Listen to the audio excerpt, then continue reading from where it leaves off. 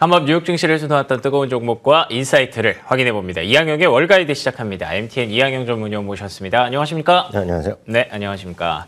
오늘의 핫스탁 열어보도록 하겠습니다. 첫 번째 핫스탁은 인터컨티넨털 호텔입니다. 요즘 호캉스는 많이 안 가나 싶은 생각이 좀 들어요. 왜냐하면 한창 그 호캉스라는 키워드가 핫했었는데 요즘은 아무래도 엔데믹으로 인해서 갈 데가 좀 많아지다 보니까 조금 그 키워드가 주변에서 안 보이는 것 같기도 하거든요. 그래서 그런지 이 인터컨티넨털 호텔의 주가도 좀 횡보가 길어지고 있습니다. 전망 어떻게 보십니까? 네, 맞습니다. 전반적으로 이제 국내에서는 그 전에도 이제 국내 안에서도 많이 다녔고 뭐 그렇고 워낙 또 지금 물가도 많이 올라갔고 약간 멈칫하는 경우가 분명히 없다라고 할 수는 없을 것 같습니다. 그렇죠. 네. 그렇지만 전 세계적으로 보면 지금 여행 시장 완전히 폭발하고 있다는 거 많이 느끼실 것 같습니다. 그럼요. 아, 저걸 누가 가나 저렇게 비싼 걸 누가 가냐 하는 소위 크루즈 같은 경우가 주가가 한 세 개 유명한 주식들이 모두 지금 52주 최고가거든요. 맞습니다. 그러니까 그것은 그만큼 우리의 주위와 달리 우리가 본인 옆에 주위와 달리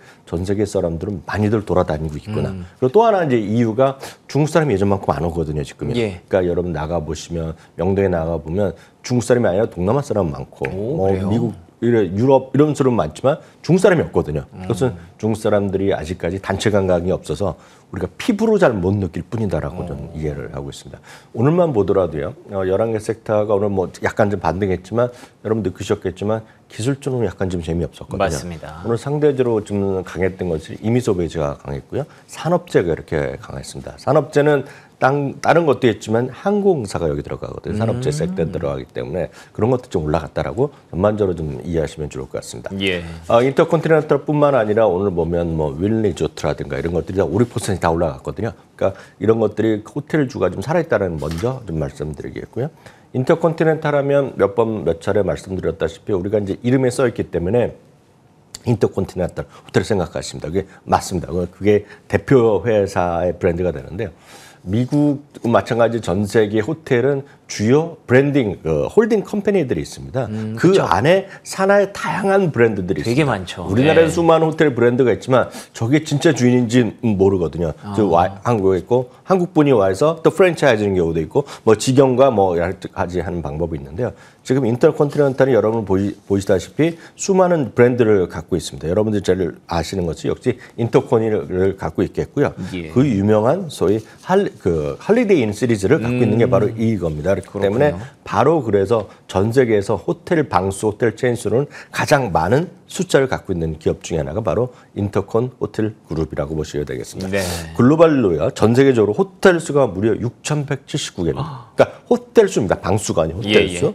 방수는 제공하는 방수가 91만 4천 개. 그러니까 제일 큰 호텔의 방수를 자랑하고 있다고 보셔야 되겠고요. 이게 왜 이렇게 많으냐? 홀리데이 익스프레스라고 해서 미국이나 유럽에 진짜 많이 있습니다. 지역만 가더라도 아주 그냥 호텔에 우리나라 같은 뭐 5성급이 아니라 약간 자그마한데 홀리데이의 소위 그런 브랜드를 갖고 있는 것들 많이 있거든요. 그게 제일 많다는 겁니다. 무려 전 세계에서 3,095개를 갖고 있고요. 홀리데이인만 하더라도 1,192개를 갖고 있는 등 브랜드 자체, 유명 브랜드가 18여 개를 갖고 있다라고 보셔야 되겠습니다. 그만큼 지금 호텔이 그 여행 비즈니스가 괜찮은 많은 분들이 일단은 항공사를 생각하고 최근에 이제 크루즈를 생각하고 있는데 실제로 보면 호텔 같은 건 상당히 안정한 어떤 매출과 이익을 보여줄 수 있다라는 관점에서 여러분들 관심 갖고 좀 보시면 좋을 것 같고요. 특히 할리데이인이 지금 중국에 제일 많은 호텔 중에 하나거든요. 그렇군요. 그래서 중국 사람들이 본격적으로 해외여행 갈 때 홀리데이인을 이용할 가능성이 매우 크다라고 얘기를 많이 하고 있습니다. 그래서 홀리데이인 갖고 있는 IH 한번 관심 갖고 보시면 좋을 것 같고요. 예. 그 외 호텔을 몇 가지 좀 보여드리겠습니다. 하얏트도 마찬가지입니다. 하얏트도 여러분들 보시면 하얏트만 갖고 있다고 생각하고 있지만 안다즈라고 아마 브랜드 아마 아시는 분 계실 것 같은데요. 안다즈가 이제 프리미엄 브랜드인데 얘네들을 갖고 있겠고요. 이것도 그 심벌이 아주 간단합니다. H입니다. H.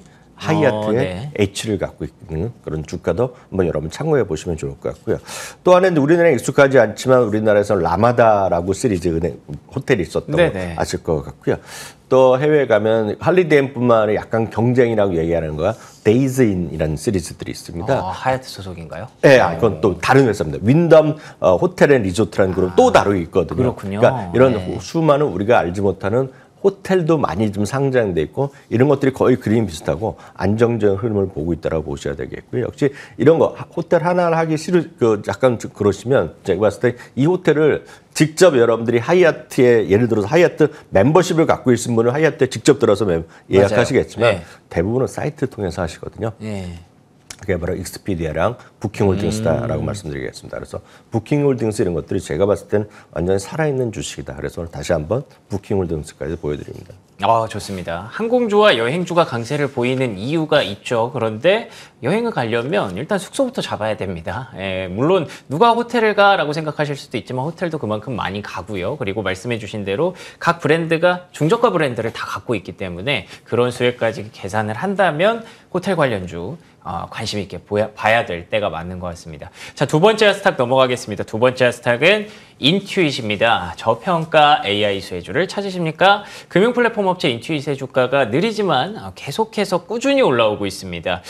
오픈 AI와 파트너십을 체결했기 때문에 제가 AI 관련주라는 얘기를 좀 활용을 해봤고요. 골드만삭스에서 또 꾸준한 성장세를 기대할 수 있는 7개 종목으로 꼽혔습니다. 어떨까요? 네, 인투잇 하면 우리나라에서는 익숙하지 않은 브랜드일 수밖에 그렇긴 합니다. 없어 보입니다. 왜냐하면 우리나라 같은 경우는 더존인가 그래갖고 중소기업 대부분이 회계에 쓰지 않습니까? 그런 회사라고 일단 보시면 되겠는데 그거 이제 상위에 있는 기업 정도라고 보셔야 되겠습니다. 다만 이제 국내의 어떤 소득세요. 우리 뭐 저도 이제 급여생활자지만 급여를 받으신 분들 이런 분들과 해외의 어떤 급여생활자의 세금 체계와 가장 큰 차이가 하나 있습니다. 뭐죠? 우리나라는 아마 앵커도 마찬가지지만 우리 다들 느끼잖아요. 유리알 지갑이라고 그러나요? 그래서 그냥 네. 세금을 그냥 월급 받으면 자동으로 다 빠져나가잖아요. 그렇죠. 네. 그래서 뭐 1년에 한 번 연말 정산할 때 좀 돌려받거나 뭐 1월에 뭐 보너스 이런 얘기를 아마 많이들 하셨을 텐데 네네네. 그게 왜 그렇습니까?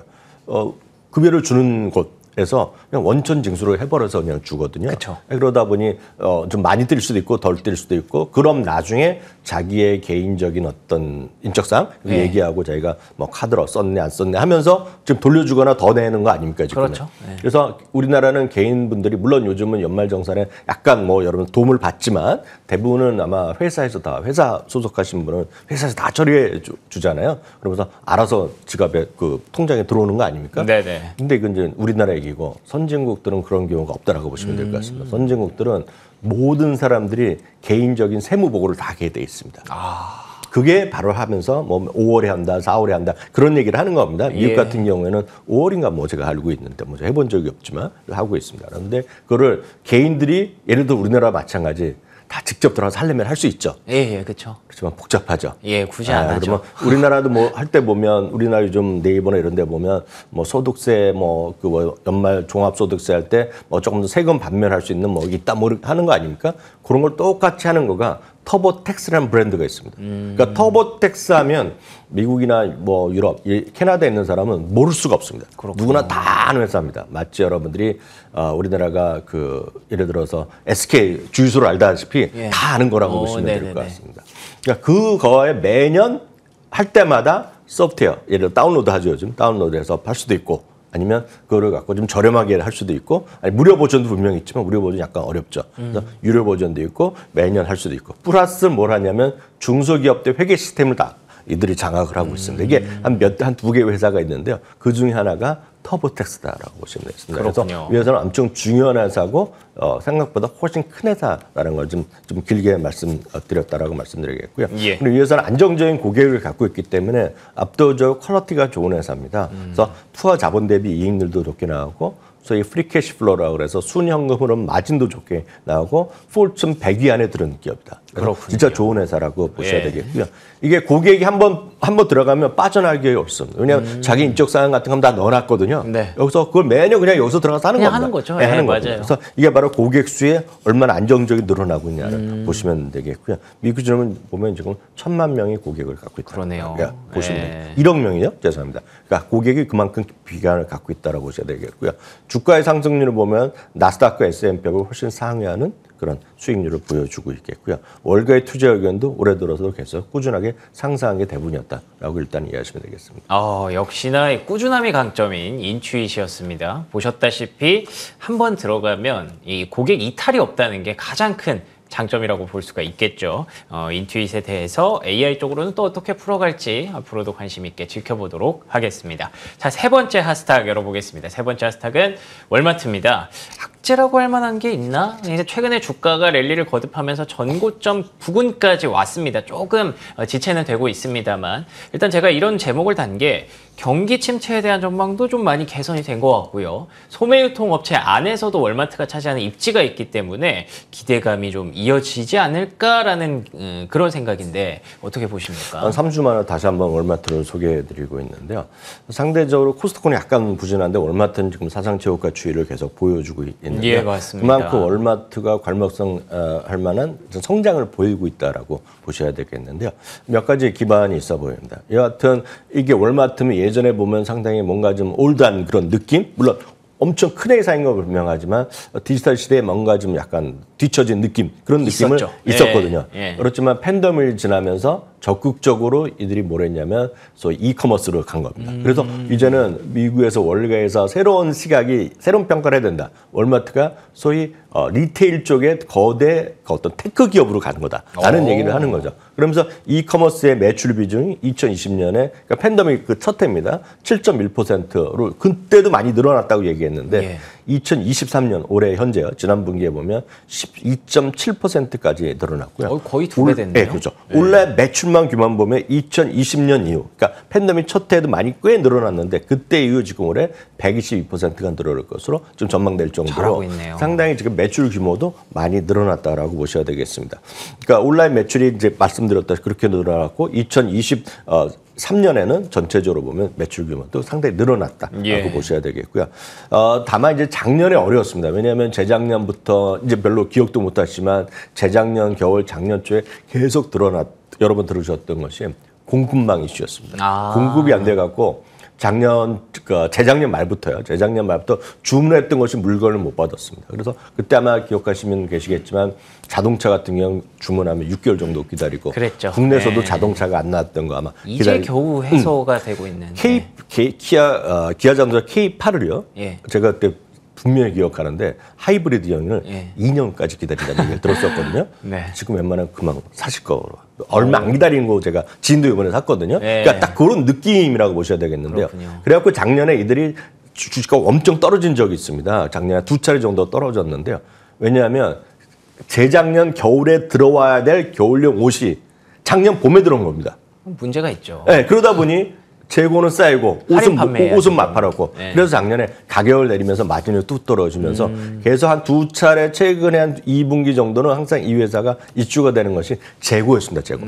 악성 재고 얼마나 줄어드느냐. 실적보다는 재고만 관심이 있었던 겁니다. 이 회사가. 근데 그런 것들이 작년 올해 하면서 이제 끝났다 얘기하는 거죠. 그래서 올해 이익이 좋아져. 올해도 작년 대비 이익이 조금 감소할 거라고 보고 있지만 이익의 감소가 내년에는 플러스로 전환된다. 그만큼 주식시장은 미래를 반영하는 거기 때문에 올해 이익 절대 좋은 게 아니에요. 올해도 이익은 감소인데 내년에 이제 좋아질 수 있다는 그런 기대감이 되겠고요. 한번 말씀드렸다시피 3주 전에 이걸 중점을 말씀드렸는데요. 월마트 플러스의 가입자가 크게 늘어나고 있고 특히 5월, 6월에 마케팅을 통해서 적극적으로 늘어나고 있다는 얘기죠. 물론 아직 코스트코 대비 아직 3분의 1밖에 안 되거든요. 그렇지만 빠른 속도로 늘어나고 있고 한 번 들어가면 역시 충성 고객.